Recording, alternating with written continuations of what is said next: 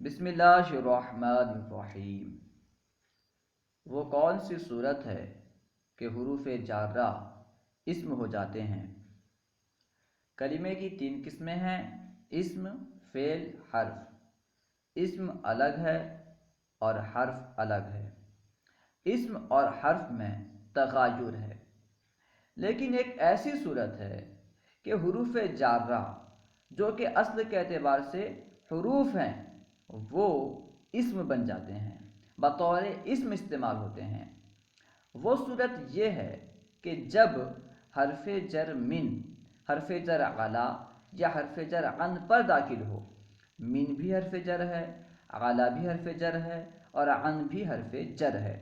جب حرف جر من، حرف جر علا یا حرف جر عن پر داخل ہو تو اس وقت یہ دونوں یعنی علا اور عن اسم ہو جاتے ہیں، بطور اسم استعمال ہوتے ہیں۔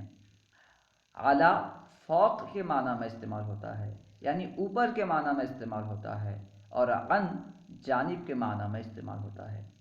جیسے کہا جاتا ہے من عن یمینہ، یعنی اس کے داہنے جانب سے، اور اس طرح کہا جاتا ہے من علیہ، یعنی اس کے اوپر سے، من علیہ اس کے اوپر سے۔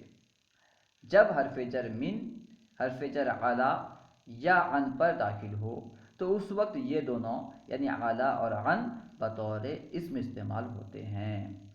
السلام علیکم ورحمۃ اللہ وبرکاتہ۔